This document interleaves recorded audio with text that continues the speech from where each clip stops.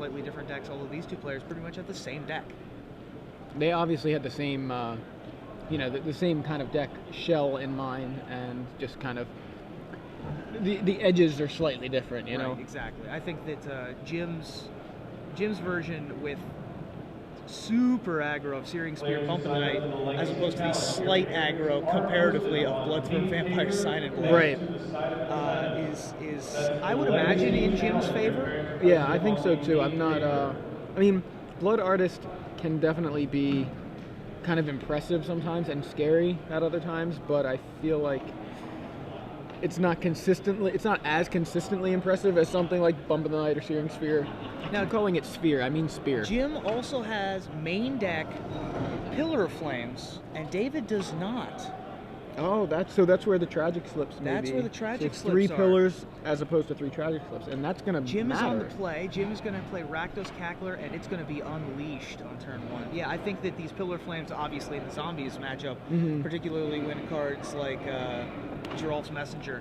I mean, people are splashing for just Pillar just because of Zombies. That's how good it is. Yep. Yeah. So we're going to have dueling Cacklers. Not the first time we've seen that this weekend. Nope. Rakdos Cackler was one of the first cards to be getting a lot of play that had the mechanic Unleash. One of probably the most important card with Unleash in the set. Sure. Yeah, I can get down with Carnival Hellsteed as the pre-release card notwithstanding. No. And so Diagraph. we're going to have the just a single 1-drop draw. He's going to play Guildgate 1-drop. This deck does that a lot, where it goes turn 1 2-power 1-drop, turn 2 another one and a Guildgate, turn 3 Messenger. It's one of the best ways to play a Guildgate. You know, a lot of times you have a land that comes into play tapped, you're like, oh, it's like my 1-drop, right? But this deck wants to play a 1-drop on turn 1, not a Guildgate. It would like to have a guy, and it has so many 1-drops that it's often able to just play a second 1-drop in a Guildgate. Like that's great. Like that's a great way to capitalize on it. And David has Bloodthorn Vampire here. Now it's entirely possible that David's plan is defensive. Yeah, almost a who's the beatdown thing. Turn it into a 3/3 on the defense here, which I'm not sure I like. But nevertheless, he would be able to basically trade Rakdos Cacklers should he so choose. Yeah. Jim's taking his time over there, deciding exactly how he wants to proceed. These super aggressive mirrors are actually very difficult. I mean, they have very, very similar decks, and so even the slightest edges are necessary. David chooses not to do the trade that I was discussing. Yeah, so he looks like he's going to swing back, and we're going to see a Geralt's Messenger from Jim Davis. I would not be surprised if David also has a Messenger, and that was the plan with the Bloodthorn Vampire the whole time. And again, that's another play that we've seen already on camera with Bloodthorn Vampire and Geralt's Messenger. Yes. That little interaction, leveling up the Messenger, so to speak. And looks like he's got a Guildgate, and so David didn't have the land. I saw that he had the Messenger in hand, but he didn't have the land to be able to play it, which is less of a problem for his deck, as we discussed, because he only has the 2 Guildgates. Although maybe he didn't want to pay life on a Blood Crypt or something like that. Sure, yeah, against an opposing aggressive deck. I feel like in the Zombies mirror, the first person to not attack loses. Yeah, because if you're blocking, you're losing, right? Right. And he's not going to attack with this Vampire, which actually seems fine. That card's not super aggressive if you're not sacrificing things. So now we have a Blood Artist. David does indeed have the little smidgen of a Blood Artist down there. There you go. Yeah. Keep it in bounds. Jim top decked a Bump in the Night, so David is essentially at 9. He also has a Searing Spear, so he could deal all that damage this turn if he so chooses. There's Jim. So, I mean, there's no point in leaving back a Cackler. It's gonna swing at that. No, of course not. Yeah, we're gonna attack with everything here, unless we don't attack with the Diagraph Ghoul, I guess. Yeah, I think if I'm Jim, I just attack with everything, knowing that I have 6 points of burn in my hand. I think that's what he was working out in his head. He was just making sure. But when in doubt, aggro. Almost always a good decision. It's almost as if, you know, like, I can't figure out what's right here. You think about it. You know, you figure it out. Make your opponent make the decisions. I think that's the correct way to go. So it looks like Bloodthorn Vampire gets in front of the ghoul. It's going to eat the cackler before damage. And a Blood Artist doing a little work, having a trigger there. Painting a little bit of blood. Yeah. Puts David up to 13. Jim down to 15.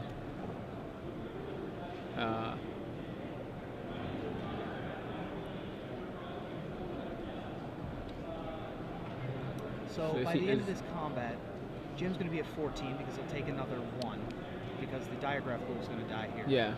David should be at 8, and 9. Going to be at 9. Assuming nothing else happens this combat. Now it's entirely possible Jim could want a Searing Spear here on the Bloodthorn Vampire. In fact, 4 damage. Yeah, that's exactly what he does. Yeah. Gonna keep his 2/2. Yep. And this also prevents David from being able to sacrifice the Blood Artist because it would just become a 5/5, which will still trade with the Diagraph Sure, Ghoul. right. So it would be a 3 for 2 in Jim's favor, as opposed to right now, which is I guess a 2 for 1. Oh, he is going to do it. Okay, so is he just... He's going to sack it to the vampire to make it a 5/5. Then the spear is going to resolve. Then combat damage, and both players are going to... What happened? This Diagraph Ghoul should be dead, right? Yeah, right. I was just confirming. I think this Diagraph Ghoul should be dead. Right, because he got Searing Speared and 2 damage from Diagraph Ghoul. Maybe there was a timing thing in there that... Yeah, maybe he timed it incorrectly. That's entirely possible. So we've got another Diagraph Ghoul and a Blood Artist. In either case, I don't think David was coming back in this game. As we said, it's very hard for the... Oh, he speared while the sacrifice was on the stack. Okay. That makes sense. Okay. Yeah, so it had no chance to become a 5/5.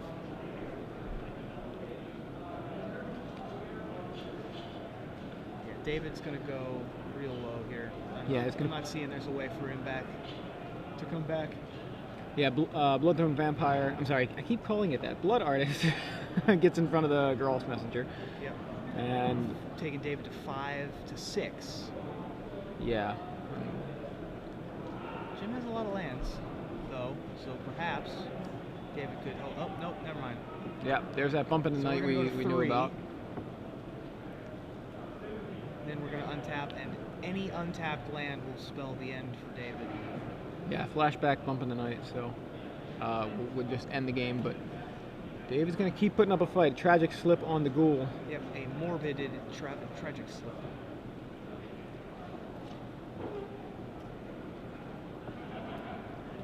He's going to hope that Jim has stone nothing. Yeah, he doesn't have it. So we're going to move quickly on to game 2. I say quickly because we are black-red zombie mirrors. So Jim took game 1. He had the play. That was to be expected. After sideboard, things get even more elimination heavy. We've got 2 copies of Pillar of Flame, are the first thing that David should be bringing in here. I would imagine his Crippling Blights will also come in, because even though they are mainly for Thragtusk, Crippling Blight's also extremely good at dealing with Geralf's Messenger. Yeah, just -1/-1, can't block. I was very impressed with that card last week watching it in Cincinnati. Yeah.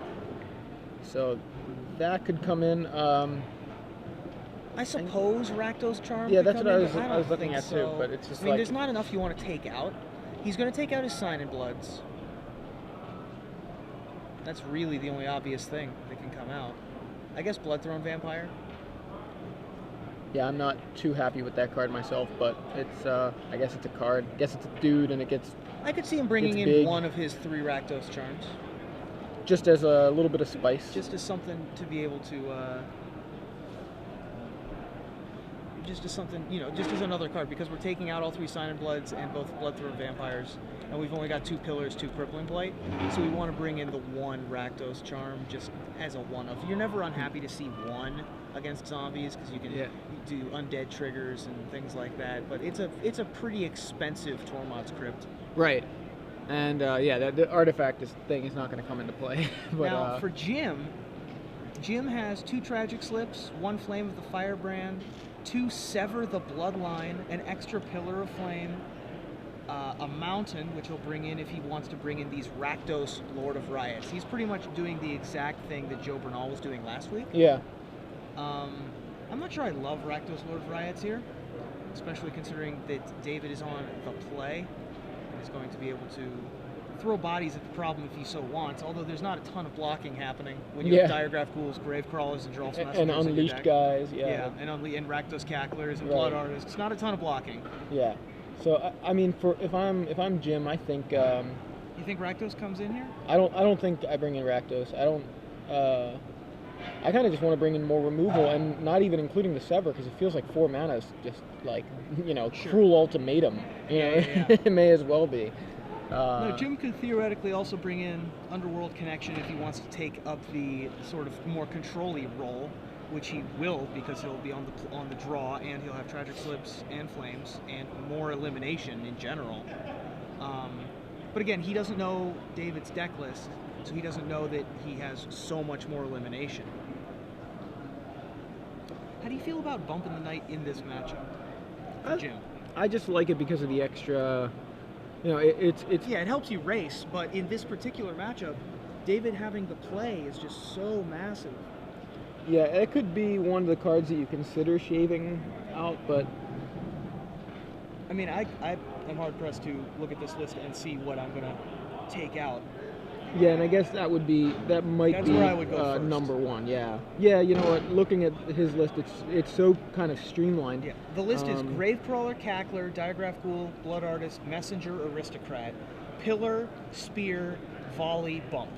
Right. So basically, you've got a ton of instant speed, burn, pillars, and bump. Right. Yep. And pillar, you're not shaving, and bump, it's sorcery speed. It doesn't get creatures out of the way. And you're never getting long enough in this matchup. You're likely not flashing it back. Yeah, so I think if you have 6 lands in play, you've probably lost this game to mana flood. Yeah, I think you cut out the 4 bumps, bring in the 2 slips, the pillar, the flames.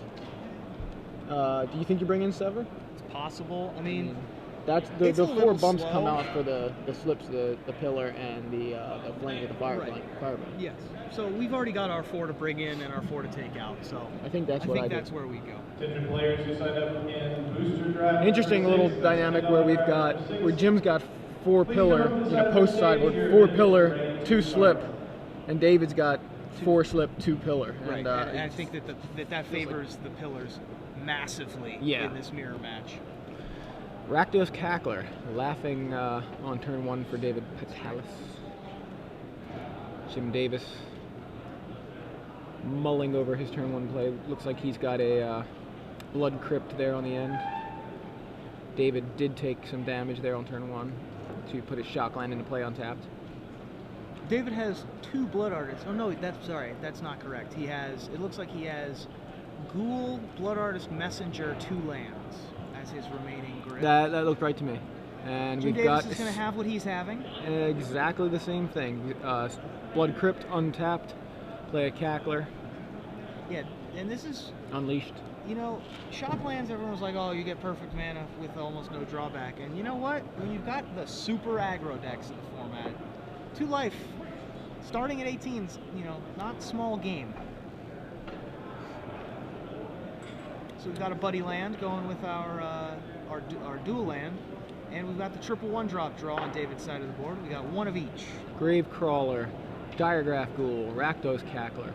Jim Davis now untaps at 16 life. And I think that's the thing, like Anders with the mono red list and these black red zombies list. These guys are able to capitalize on people trying to use these shocklands, especially the lists that aren't playing cards like Thragtusk to even supplement their life total a little bit more. Not a ton of blocking in this deck. Just putting that out there. I love that I was worried about not being able to deal damage to your opponent for Rakdos. Well, they might block you. Nah, it's probably unlikely. Not really. So Blood Artist on turn 2, much less aggressive of a play than David, who's going to have the turn 3 Messenger if he so chooses here. And first he's going to swing in with everybody, putting the Petalas to the Metalas. And, wow. Oh, nope, we've got a Guildgate and probably a Blood Artist of our own. Oh, we have Searing Spear as well. And he's going to pass back. Gonna pass it with Searing Spear mana up. And Jim draws. Can't quite see what he's got available. Jim keeping his hand very close to the vest here. Oh, it looks like a Gravecrawler. He's also got Messenger, another Blood Artist.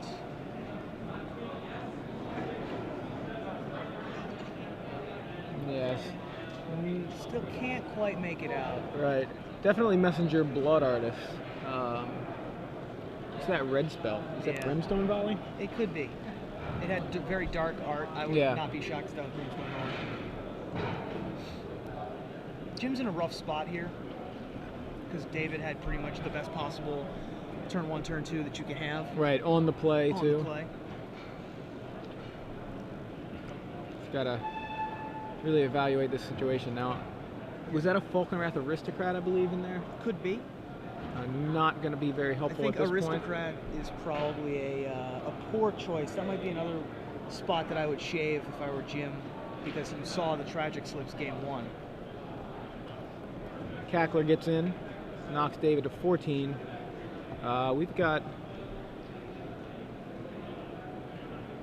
I mean, at this point, Jim at just 10 needs to do something. This is another Plays another Blood Artist. Just to try and stabilize. And no third land. Yeah, so before the second Blood Artist, Searing Spear on the first Blood Artist. Right.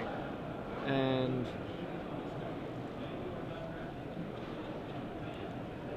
yeah, this is bad news bears for Jim. He's going to drop to 5.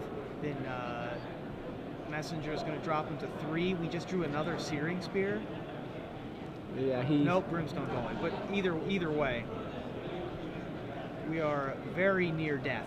I mean, he can block with the Blood Artist just to save a little bit, but I'm just... It's not doing much else at this point, and he may need to preserve life total, but it's very unappealing to block when you're only saving yourself 2 life. You know, I guess technically 3 because you get the life swing. And Jim's going to go to 5. So David has the win in hand. Assuming Jim only plays something like Giralf's Messenger, David can go end of turn volley, Messenger, exact you. Yeah. Things set up very nicely to go to game 3.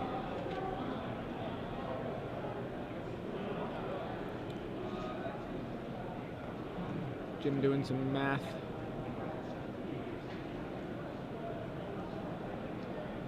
I mean, not hitting that third land drop is pretty brutal, and I don't even think he has it here on turn 4.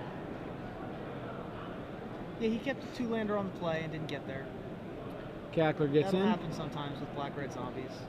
When you are playing a deck as land light as this one, sometimes with only 22 lands, you don't hit all your sources.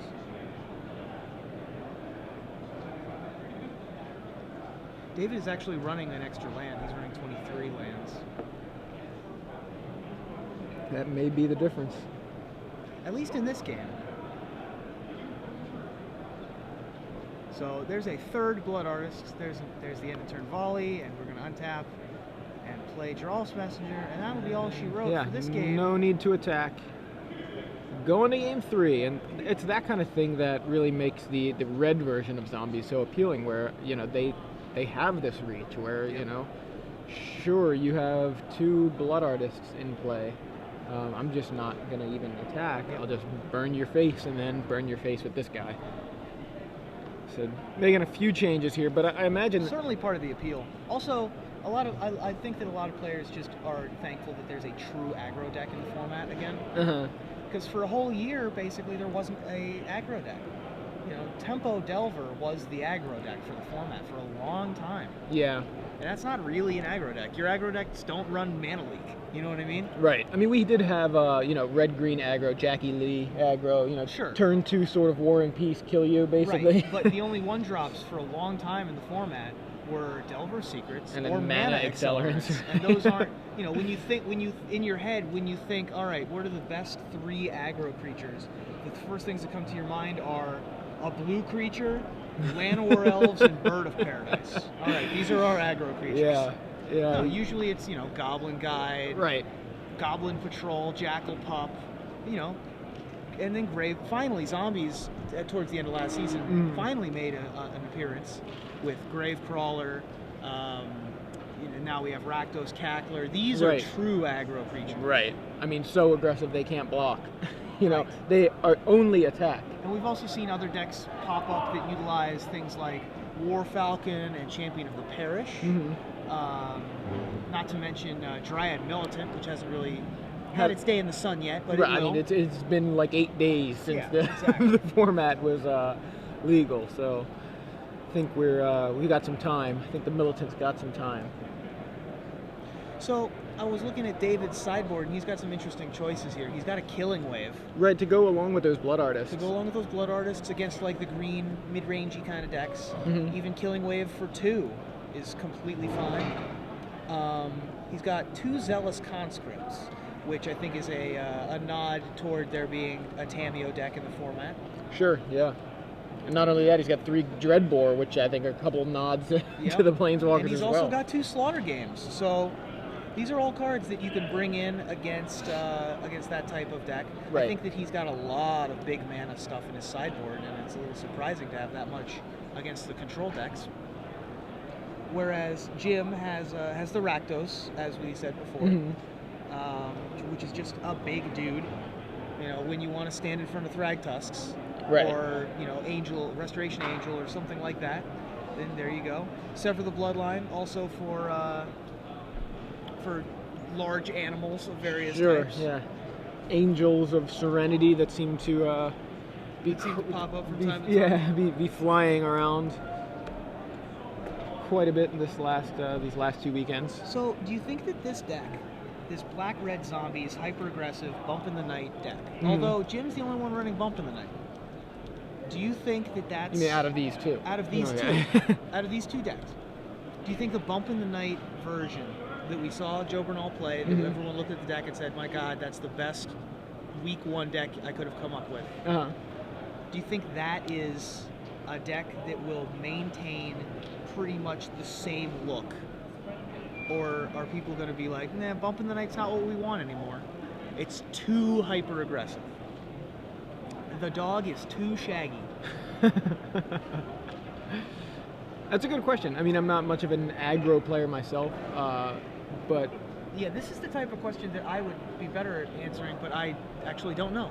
Because I'm an aggro player. Yeah. That's what I like to play. I don't know, though. I mean, Lava Spike is a good card. I don't know if this is the deck for it. You know, this is such a strange deck, because you've got all these super hyper-aggressive cards. And 0-1 for 2. You know what I mean? Like, there's never really been a card like Blood Artist. Yeah, it is funny. It's an 0-1 for 2 that can actually do, like, you know... It's the most aggressive 0-1 for 2 ever printed. That's fair. That sounds accurate to me. It's the second most aggressive 0-1 ever printed. What's the first one? Steplinks. Oh, that's good. Yeah. But it's certainly the most aggressive 0-1 for 2 mana. Well... So we've got a Gravecrawler off of a Blood Crypt. Jim's going to take that oh-so-important 2 damage again, chipping away at 10% of his total life total. David has a Blood Crypt of his own. I believe that this Gravecrawler is going to get pillared. Yes. And that's a good thing for Jim, I think. Jim likes seeing that. His opponent does not have a fast start. He's on the back foot right from the outset. Assuming Jim has a play that keeps up the aggression, that Jim likes seeing the pillar going out on a grave crawler. Oh, geez. That's no good. Yikes. He likes seeing the pillar hit the grave crawler and not the messenger. Sure, yeah, exactly. And we know David only has access to 2 pillars total. Yeah. And that's one of them. So grave crawler from David, and passes back to Jim, who needs to put something on the board. Does he fail to find a 3rd land again? Well, Jim has 2 pillars, and there's one of them. So pillar trades for grave crawler on both sides. And Jim, not able to find his 3rd land, passes back to David. David now essentially on the play. Has a cavern and a messenger. Yeah, David has stolen serve here. Does he have a messenger? Yeah, he's definitely broken serve here. Big Z. He's going on that cavern. Stolen initiative. I believe he had a messenger. I actually didn't get a good look at it. Yeah, I thought he did too, but looks like not. Looks like Blood Artist is the play. Sometimes the Blood Artist looks like a messenger. Geez, Jim has double Blood Artist if he ever finds a land. Nope, didn't find it. This is a Diregraph Ghoul. It's a pretty dire situation too. It is. Now, whoa! It's the second earthquake we've seen. Now Jim, okay. David would have played a Geralf's Messenger had he had one. Correct? Is this a safe assumption? I think so too. Yeah, I think if you're Jim, you're like, okay, he didn't play a messenger. He didn't have a messenger. So now he's on the Miracle Messenger plan. So I think that we're okay to pillar this. Yeah. And that's what he does. That's Pillars what he does. He does pillar. Now it does not trigger the Blood Artist upon leaving. No, because it's exiled. Because it's exiled instead. And we've got Diregraph Ghoul. So this game is shaping up to be a much... Yeah, we did bring in at least 1 Rakdos Charm on David's side of the board. Yeah. So he's got Searing Spear, Rakdos Charm, I believe a Brimstone Volley, 2nd Blood Artist, I think? I think both players kept really what is that? controlly hands. That's a Falcon Wrath Jim Aristocrat, just needs to find a land here, and he does not find one, because he's got double Geralf's Messenger, although Jim has time, is the other thing. Searing Spear for the Ghoul. And Jim's like, fantastic. That's what I like to see. Let's use your Searing Spears on my 2/2s. Yeah. Your 2 mana, 3 damage spell on my 1 mana, 2 damage. Is exactly what I want to have happen. We've got a Grave Crawler and a on Diregraph Jim's side of the board. On David's. Diregraph Ghoul for David. Jim just needs to find a land, and he is in the driver's seat. I think he found a Guild Gate. I think so too. He found something that it's either a Guild Gate or it's a shock land. It's a shock land. It is a shock land. So he's going to go to 16, and so is David. And shock David. Yep. Now David is firmly in the driver's seat now. Or Jim. Or I'm sorry, Jim is firmly in the driver's seat. Although David can top deck a land and play this Aristocrat, which he has. And that's exactly what he does. We have 2 Aristocrats, I believe. I think so too. Yeah, and we're going to see number 1. There it is. Swing for 4, knock you to 10. Are we attacking with, or knock you to 8? Both, okay. Yeah, knock you to 8. And pass back. David able to find his 4th land before Jim could find his 3rd, which was, or no, as he found his 3rd, it was basically very important. Jim had a couple turns to try and get to 3 lands and try and hold the possession here, but Jim's going to go ahead and need a burn spell of some kind. Or a Tragic Slip. He draws an Aristocrat. An Aristocrat not what he needs not right exactly now. what he needed. That Aristocrat is going to get burnt itself. We also know that David has a Brimstone Volley in hand. And that's going to be 5 damage instead of 3, as long as there's an Aristocrat hanging around. Jim does not appear to have... Jim took a lot of damage from his mana base this game. He started at 14. Or no, he started at 16. Because that one of the Blood Grips did not. Yeah, he played his 2nd one into play tapped. Yeah. So, he can swing for 5 here, knock David to 9, but he needs to have some sort of way to just put up some sort of defense against the Falcon Wrath Aristocrat. Yep. And I don't know what he's got in his hand. We believe he has a 2nd messenger. Is that right? Yes, he does have a 2nd messenger. So one of those messenger. cards is 2nd messenger, which makes me think he may have something here that does deal with the aristocrat, and is maybe considering. Messenger cannot be an option if he has a way to deal with aristocrat. Okay. Because if David has either a second aristocrat or a messenger or any burn spell, Jim is essentially dead. If not actually dead. Right. Certainly if it's another aristocrat or a brimstone volley, he's dead. We know he has the second aristocrat. We know he has the second aristocrat and a brimstone volley. Perhaps more importantly, Jim Davis is Adam's second round fantasy pick when we did our fantasy draft this morning. Adam and I didn't talk about that, but we did a little bit of a fantasy draft. Each of us, you, me, and Adam, picked three players. Yep. Adam's team was Milton Figueroa, who I believe is still X1 in contention or as far as undefeated. I think he's X1. I'm not Jim sure. Jim Davis, as you see on camera, is XO. And Tony. And Tony, I forget. Pagliacci. I don't know how to pronounce Pagliocco. Pagliocco. Okay. Or T-Pup. I believe was X and 2, so he is not in contention for We've top seen 8. all of them on camera. Yes. In the meantime, of Dave Shields. Let's see what's happening here. We've got another messenger. So this is going to spell the end for Jim, because Jim's at 10. And he's going to take 10. He's going to take, well, maybe not. Actually, he could block with the 1, yeah. He could block the ghoul. So this is a matter. Now, David has Brimstone in hand.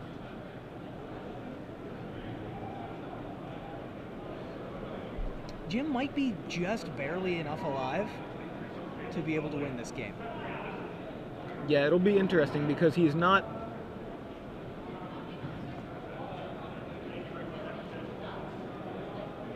So he can attack for 4 in the air, taking Jim to 6. Right. Then he can sacrifice the creature and gain Morbid and put Jim to 1. Right. But that doesn't do it. Right. Yeah, that creature. And neither does playing the second aristocrat. Right, does the same, essentially the same thing, and put him to 2. Put him to 2, yeah. He's got that Rakdos charm that he can. Yeah, if he had another land, he could have Price of Progress for guys. He can go 4, 5, so 6, 7.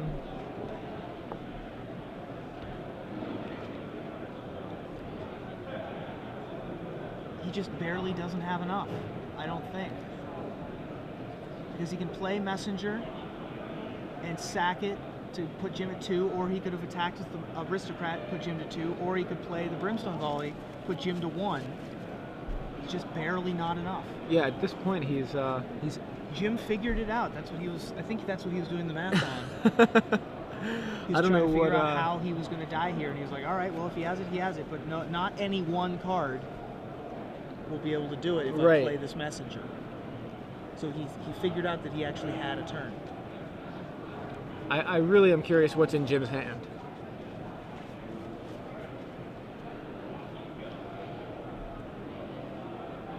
Meanwhile, your fantasy team didn't do so great today. Dagger. Dave Shields was X2 last I checked.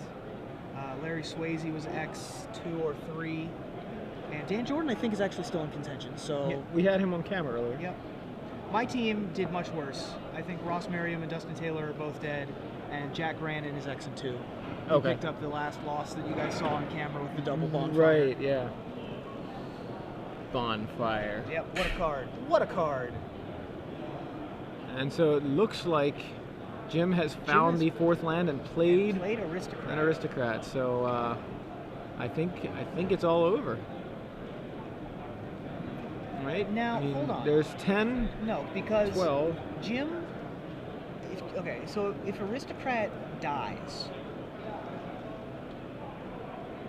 Yeah, I guess I wasn't thinking about the. If Aristocrat gets burnt.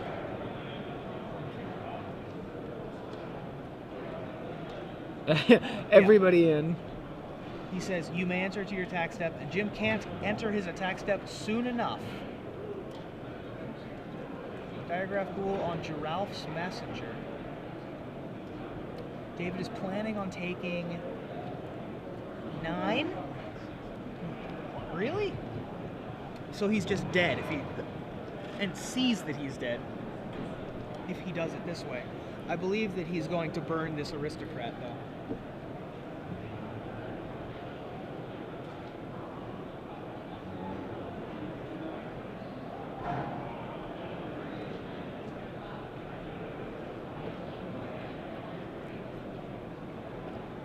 You're gonna go to 1, really? And kill you? And then in response? then the messenger just gets sacrificed to the. Yeah, he didn't have it. So Jim Davis is going to take this match. I'm confused as to how. Right. I believe David could have burnt. Am I incorrect in thinking? Does aristocrat become indestructible if you sack a creature? Yes. So burning it wouldn't have done anything. Yeah, I guess that's what it is. So you could have sacked a messenger. Right. But Sack then the it would have messenger that's stopped being blocked. attacking. Right, but no, what you do is you burn. You're saying before blocks. Right, before blocks, you burn